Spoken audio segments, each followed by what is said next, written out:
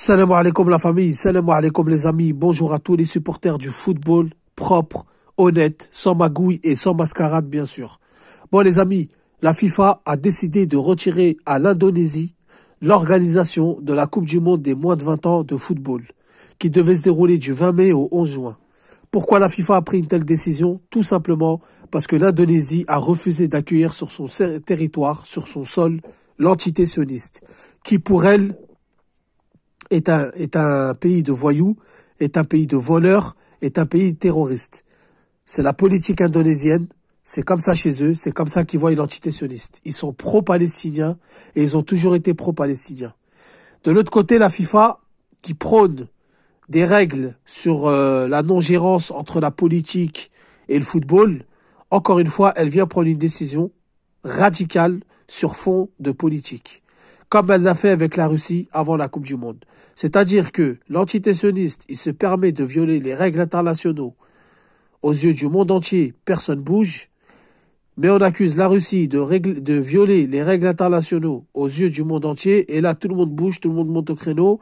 La politique qui s'ingère dans la FIFA pour exclure la Russie. Mais de l'autre côté, on exclut l'Indonésie qui, elle, s'est appuyée sur des textes, donc des règles internationaux, qui ont dit que on n'accueillera pas ce pays car elle viole les règles internationaux, tout comme vous n'avez pas accueilli la Russie, parce que pour vous, elle violait les règles internationaux.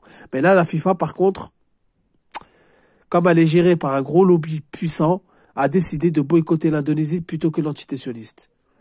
En tout cas, moi, j'ai une chose à dire aux Indonésiens. Voilà, vous avez organisé cette Coupe du Monde, on vous l'a retirée. Vous avez gardé vos principes, vous avez gardé vos valeurs. C'était une bonne opportunité pour vous. C'était une bonne opportunité pour votre football de se faire voir, de se faire connaître son pays et peut-être même à la suite avoir des meilleures infrastructures et avoir un meilleur football. Car d'une compétition, tout peut aller vers l'avant. C'est vraiment dommage pour vous, je suis navré pour vous, mais en tout cas, la chaîne Renard des Surfaces vous soutient totalement. J'ai pas peur de le dire. La chaîne Renard des Surfaces vous soutient à 100% car vous êtes des hommes avec vos valeurs et vos principes. J'ai un message à passer pour la FIFA, c'est dégueulasse de faire des choses comme ça. C'est dégueulasse d'enlever le rêve des jeunes parce que ce que vous avez fait à la Russie, normalement vous le faites à l'entité sioniste. Mais bon, on va pas rentrer dans les détails, il n'y a pas de souci là-dessus. C'était pour informer les gens que la Coupe du Monde de football des moins de 20 ans ne se déroulera pas en Indonésie du 20 mai au 11 juin.